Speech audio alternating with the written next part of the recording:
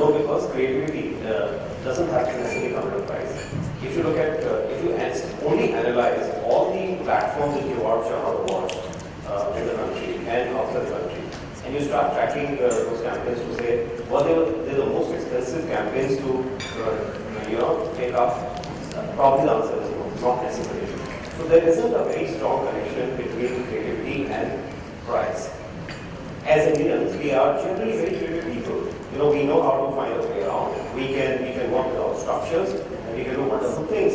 And that necessarily does not necessarily have to come with a price. So there is lack of connection between price and creativity. Creativity can happen. It can come from startup firms. It can come from individuals. It can come from absolutely the junior-most person in a consultancy setup. So I don't think there is a very fundamental connection between price and creativity. However, where the price becomes relevant is that if you need to institutionalize, creativity in a way that it delivers business outcome. If you want to come up with a format or a structure or a team which is able to get it right every time, then you need to do something different. You need to probably invest in building deep practice, deep skill, and that is something which requires both consistency and investment over a period of time. It's like building an institution. And institutions go on, do what they do, without really worrying too much about the bottom line of the top. And that's when they turn out the best. So, to that extent, yes, it is important that clients who are looking at not wanting to take risk, they probably need to spend money because they can't take a chance. But clients who are willing to take a chance can experiment with various formats, various agencies, and even individuals, and still come up with great work. Reason also is, it's never a consultancy or a client thing, it's always a partnership. The creative idea can come from either side, it doesn't matter. It probably doesn't matter. As long as there is a campaign which an agency and a client jointly worked on, and it was a great success, which delivered the business outcome that it was meant to be. Where is a problem? I don't see a problem over it. And equally, therefore, the responsibility is also on the client side to be able to foster their creativity. It can come from the client side. I mean, how many times do clients become the source of their creativity and those winning campaigns is my question. Let's do some analysis. It's on that client side now. When brands are looking at here, when you look at these guys, and when I see these guys which are marketing, when would you pay a higher price for their creativity? Do you think that the PR industry is ready to give you really awesome campaigns? So, I will actually just go back to what you started with. And all across the world today, most of the marketers are talking the language of paid, owned, and earned media.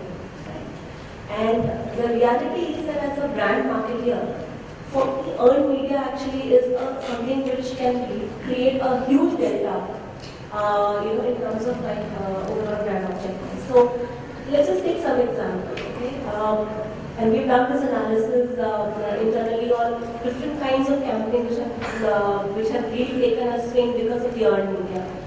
So if you look at Why This Collaborative Day, okay, it was actually a PR-driven campaign, right? It was not a song just put there on YouTube. There was a very thoughtful strategy behind it. You look at the India-Pakistan Coke vending machine, right? That is again a very strong PR-driven idea. So, in my opinion, the reality in today's day and age is that the role of a PR corporate communication professional actually has become far more bigger and relevant for the brands than it was 10 years back. That's an excellent estimate for that is somebody should read this.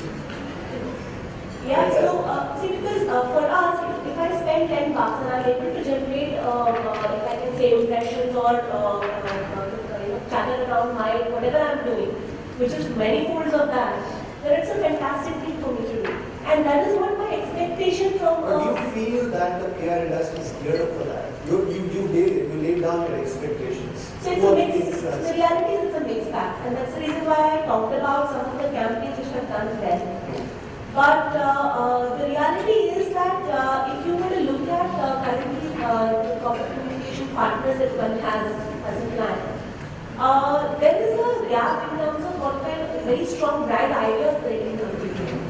So, when Kushma talks about the fact that don't get stuck with press release and, that is not what your role is anymore. Your role in our eyes actually is far bigger today. We really see a huge value coming from you onto the table. However, there isn't something which is visible exactly. We want to pinpoint what is that. The whole base of the debate is to, at the end of the debate, figure out what is that which you. I think the first thing is, it's a chicken and egg situation. Somebody will come up and say, we are not involved, we are involved in the last minute, stuff like that. But how proactive are you? How accountable are the sense of ownership that you have on the brand? So if you're managing the brand, you do not need to be told that there is something, this is a brief, this is a campaign coming out, and then you come up with an idea, because ideas today can be taken off at any point in time depending on the power. Fantastic. Thanks, Indu. Let's move on to Nitin, who comes from an agency which has done some fantastic campaigns and it's proud of, actually, award-winning campaign which turns out. So what's your take on that, Nitin? I mean, are you guys ready to deliver what Indu is talking about? Firstly, I think that's understand one thing, that a traditional PR agency model is there. Right? So, how many of you pays for that? Traditional PR? The traditional PR agency model, I'm not able to debate between traditional and digital PR. Right? The traditional PR agency model is there. You talk about talent, you talk about campaigns. The traditional PR agency model was, all of us, very properly, limited lifestyle, so people said, we have certain things. But today we have designers, we have developers, we have creative guys sitting in the PR agency, right? To deliver those campaigns which clients want. So are we gearing up? Are we geared up to deliver campaigns? Yes. Do clients have the trust and faith in the PR agency to deliver a campaign? Probably not so much at the moment, right? And that's a mix of many things. One of them is talent. One of them absolutely is talent. And I think we're all gearing up for it. But I think that's a chicken and egg story. Since talent is a problem. It's not, I disagree. I don't think it's a problem. I don't think talent is a problem. The client side says talent is a problem, the PR agency says talent is not a problem.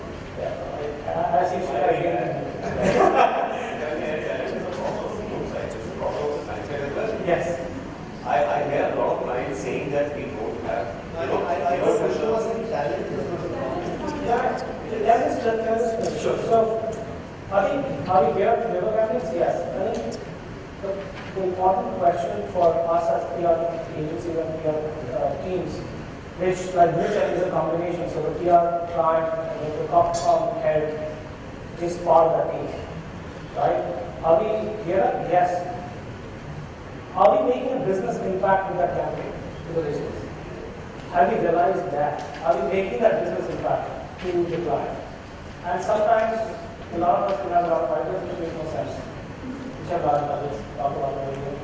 But if there's a business impact on a campaign, yes, I think the client will listen to us. And a small story here, which is from one of our clients, which is one of our campaigns. We went and presented a campaign idea for which they asked us to for writing the API window. And they called other agencies, they called advertising agencies.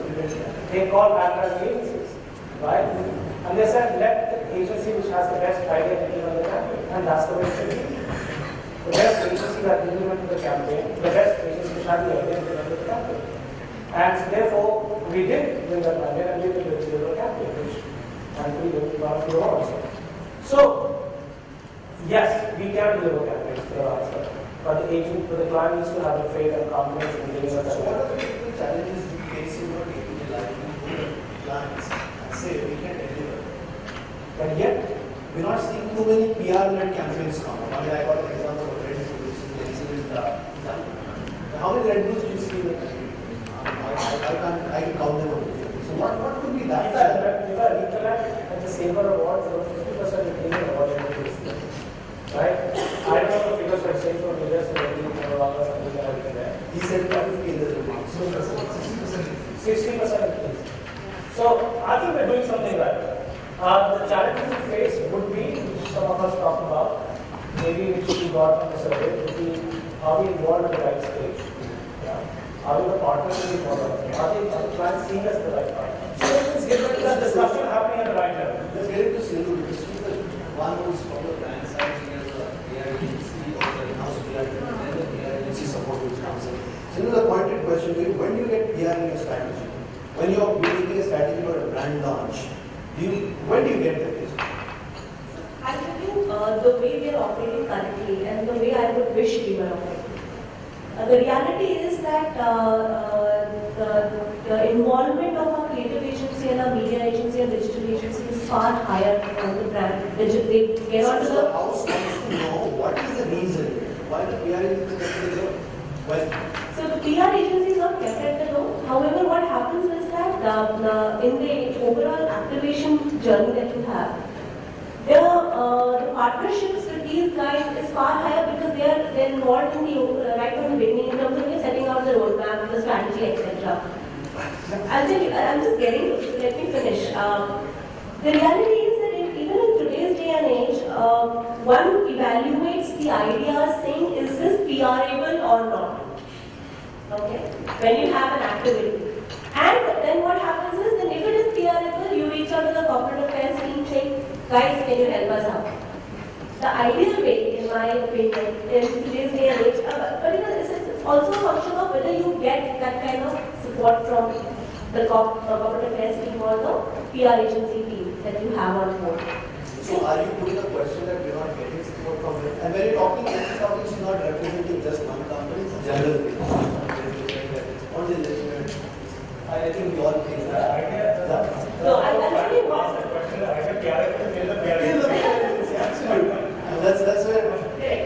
So the reality is, and the other factor also is the fact that your other agencies, in some way or the other, have also developed the ability to deliver on that. So let me ask you a second point, since you're on the topic.